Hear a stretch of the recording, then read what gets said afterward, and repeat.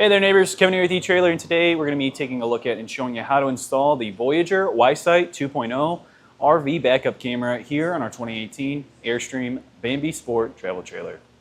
If you own a trailer, then you probably know all too well just how hard it can be to actually back this into your camping spot or at that storage lot when you have all this other stuff going on around alongside of you. So the simplest way and the least amount of headache is going to be adding in a rear view camera, so that way you can actually see what is going on, and with as far as technology is advanced, you get a much wider angle, so you can kind of get a little bit of the side view as well with your rear camera, so that way you know you're not potentially going to pass too far out, maybe hit a tree, maybe you have some branches kind of hanging over into the area, or there's some other thing sticking out from one of the other campers while you're in that storage lot.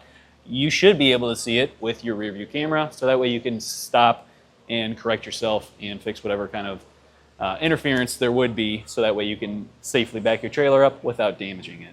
Specific kit is going to come with a 7-inch monitor, which is going to give you a nice large screen so that you can really see what is going on at the back of your camper. This one is going to have a suction cup mount, and it's got this little bracket that clips onto the back of the monitor along with the wire harness, so that way you can plug it into your 12-volt outlet. Now, in previous models, they've given you a screw-on mount, so that way you can just drill it right into your dash or into the ceiling of your vehicle. This one is not going to come with that though. This is only going to have that suction cup, so if that's the kind of mount you're looking for, you will want to make sure that you purchase that separately. Now when it comes to the camera side of this, it's going to include the camera, the mounting bracket, all of the mounting hardware to get our camera onto our bracket, as well as the mounting hardware for the bracket to our trailer.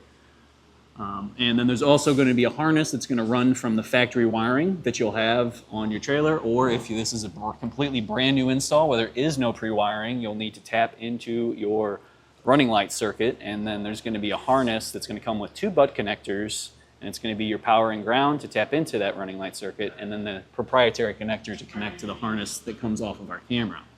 Now, since this is wireless, a lot of people are going to question how strong of a connection we're going to be getting between the monitor and our camera. With this specific system, it is going to be a 60-foot maximum. So that should cover most of your trailers and trucks together. With this being a smaller travel trailer, there's going to be no issue at all. Now, if you had a big fifth wheel with a toy hauler section on the back and you're talking 40+ feet, and then you got a really long, maybe you got an 8-foot bed truck, you might start to run into some issues, but for the most part, you should pretty much be covered with this system and not have any connectivity issues between the two. Now, say you're late night Friday getting to your campsite, or maybe you're Sunday night dropping your camper back off, you want to be able to see what's going on in the dark. And if we look closer at our camera, you can see on either side there is 7 LEDs, and those LEDs are going to help us with our nighttime vision. And that's going to give us up to 30 feet of visibility in the dark. Now, one other nice feature that comes along with our camera system is this is going to have a built-in microphone. Say there's something you're just not quite seeing on the camera because you're too busy maybe looking at your mirrors and you got somebody else spotting you at the back. They're going to be able to shout at you, and you'll be able to hear it from the microphone that's built into the camera up to our monitor. So that way, if, say, I'm about to run something over and maybe pop a tire, that other spotter can shout out real quickly and say, hey, you know, stop, or something like that, and I'm going to hear it on this instead of hearing all the noise from the truck running, and that way I can quickly come to that stop and not have any issues. Now, another thing a lot of people want to comment about is how well is this going to handle over the years when it comes to water, because a lot of the times when you see some of these older cameras, the lens on it will start to really fog, and you'll kind of see those water droplets inside of it. Now, this one is going to be rated at an IP69K rating, which is the top level of vibration absorption and for waterproofing. So all the bumps in the road that you're going to be going on aren't going to damage the camera, and say you're actually washing the camper down, maybe you hit it with a power washer, you don't have to worry about it because it is going to be waterproof and not allow that water to get in and potentially damage your camera. So now onto our monitor, we have a couple of buttons here that we can use. So we've got our on-off button, we have our select and pair button. The pair button I would not hit unless you are actually in the menu and you're going through and selecting something. Otherwise, it's going to want to send you through the pairing process with your camera. From the main screen here, we have up and down. That's going to be doing our volume to start with.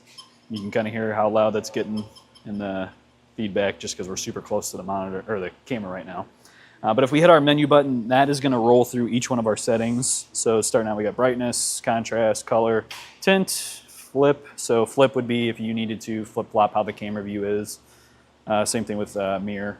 So one's going to be your horizontal flip, vertical flip, depending on how the camera's set up. From there, we've also got auto power, which you can just honestly leave on. As soon as you get power to it, it's going to turn right on. So that's going to be anytime you turn on the running light circuit. And then we can dim it. So say the monitor's just a little bit too bright because you're driving during the day, you can turn that off. All right, scale marker is going to be the grid that we see behind here, and the higher you go with that number, up to 4, is going to differentiate that spacing that we're going to have. So if I hit menu and get out of here, you're going to see that pop up.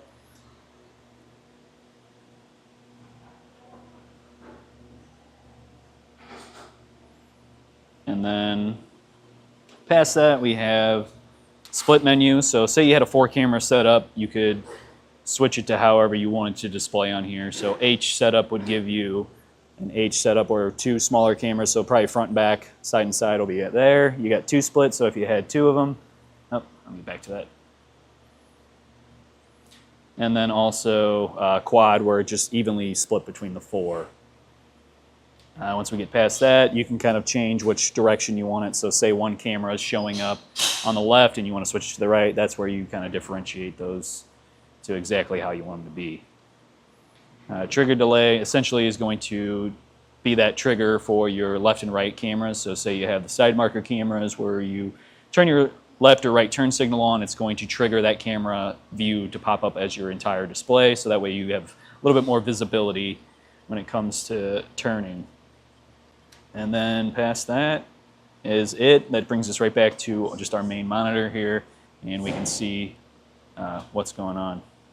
So we're going to be essentially putting the same camera on, just a newer version of it, and it's going to be wiring up exactly the same way as our previous one, except for we will be doing it a little bit different here at the end. I'm going to actually use the butt connectors, and we'll try to clean this up because this is a pretty messy install with all that wiring hanging out. You know, unfortunately, it is going to have some wiring hanging out and living outside of the camper here, just because with an Airstream, you can't really get into there, and there's not a big enough hole. Yeah, they did a real weird patch job here. So I'm going to undo this. We'll get our wiring loose, and then we can remove our harness. And then at that point, we can take out our screws that actually mount up our camera system here, and then we can just pull the whole assembly down. So I'm using the Allen key that they give us with our new camera, and I just took out the little side screws that mount this up to our bracket. So that way I actually have some room here to get the 2 screws out for our mounting bracket.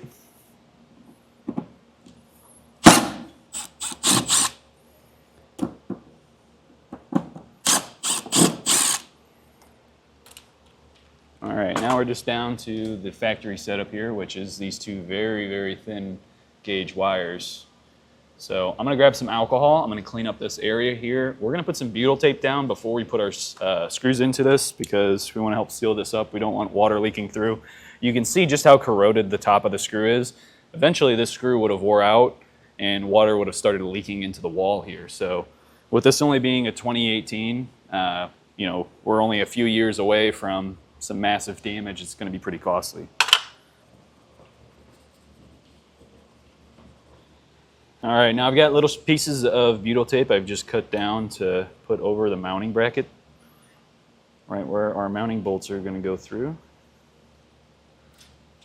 Sticking to my hand more than the bracket though. There we go. We'll run that through, and this was pretty centered. I held the bracket up before without the butyl tape, so I know my holes are going to sit right in the center.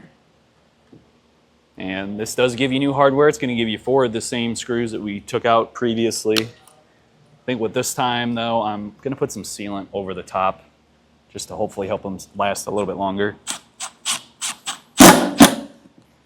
And what this butyl tape will do is it'll wrap itself around the threads of our screw and really help seal up that opening.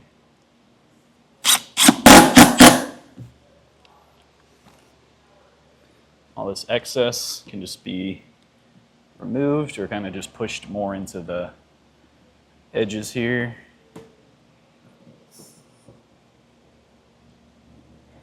Now I'm just going to shoot a little bit of gasket maker over the top of this, just as like a little second layer of protection. Keep that screw lasting a little bit longer. And the nice thing about gasket maker is if I ever need to remove it, it does peel off pretty easily.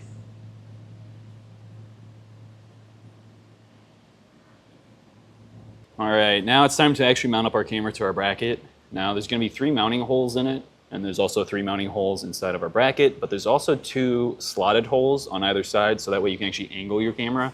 We're going to be using those just because of the way that this is set up. We are going to need to angle down our camera. So for our washer, I'm going to put this into the 3 mounting holes on both sides.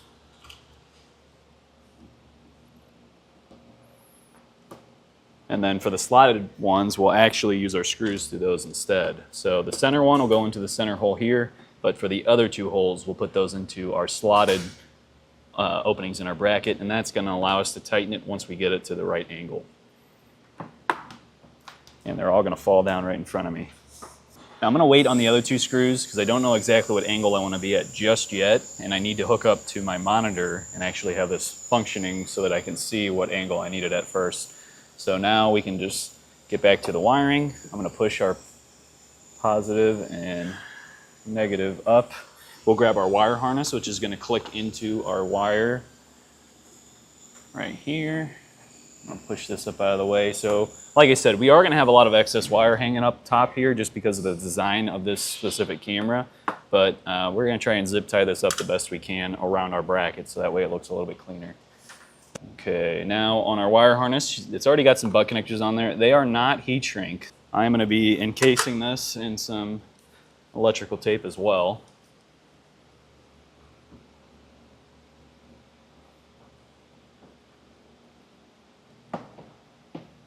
Make sure we got our wire in there nice and tight. Then we'll crimp that down. We'll give it a little tug, make sure that that's not going to slip out of there. And then repeat that with our negative. And I'm just doing red to red, black to black. That's going to be the same scheme with our new wire harness.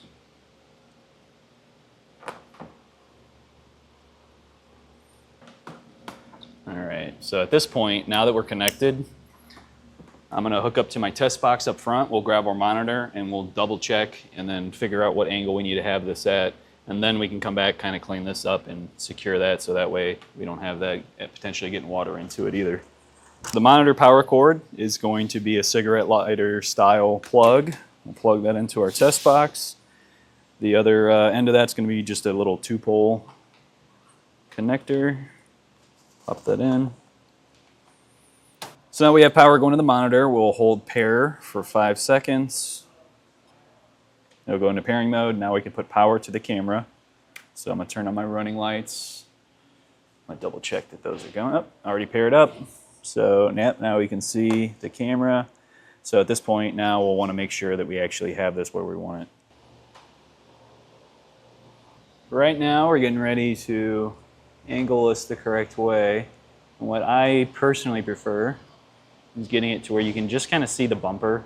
Now there isn't a bumper on this one, so I'm just going to go to the closest edge and like just barely see that, and that's usually where I lock it in so that way you can get a good majority of what's around you, but you can still see where your bumper is so that way you know when to stop. So I got 1 screw I'm kind of locking in right now, and then I can go ahead and put the rest of our 3 other screws that we need to put into our slotted holes.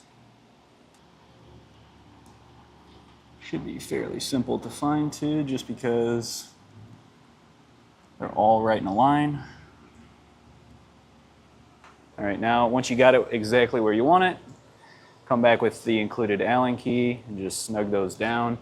Now you can see when I did that it kind of moved a little bit, so this is still a point where you want to keep your eye on the monitor too and just make sure it doesn't potentially move too much.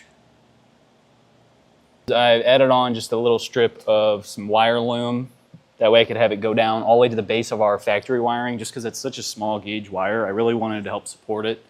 I then went around all of that with electrical tape and then made that connection onto our wire harness here with our camera, so that way that's not going to move at all. I filled in the gaps and then the little bit of spacing we had with the wire loom between our wire with some more gasket maker. I'm going to let that set up, and then once that's fully set and it's cured, I'm going to then kind of wind all this up together, zip tight, real tight, and have that sit out of the way, so that way it's not all dangling or wrapped around here like the previous one was. But like I said, I got to let this sit just for a little bit, because if I start moving this wiring right now, it's not going to sit exactly how I want with the wire loom. We'll give this 15-20 minutes and come back to it. And I wound up the rest of the wiring. It is a lot of wiring to bundle up here. Now typically you'd have a much larger hole and you'd be stuffing it into the wall of the trailer and then using the provided grommet here to actually close that up and seal it. But in our case, with that hole being so small and it's already sealed up, we don't want to potentially cause any other issues. So I feel like the best way of doing this was to just kind of fold it with the natural bend that was already in the cable and then just zip tie it. And I've kind of just tucked it into the bottom of the base here. So that's going to help keep this from moving at all. So the screws should realistically hold it, but maybe you hit a lot of wind, really heavy winds one day, and it tries to kind of push on that. Well, now we got this to kind of help also keep it stable too. That's going to do it for our look at and installation of the Voyager WiSight 2.0 RV backup camera here on our 2018 Airstream Bambi Sport travel trailer. My name's Kevin, and if you still have some questions about what's going to be the right RV backup camera, or you just need some installation help, please feel free to reach out to us via our Ask the Experts link, a comment on this video, or a phone call to our customer service department. We'd be happy to help you out on your journey.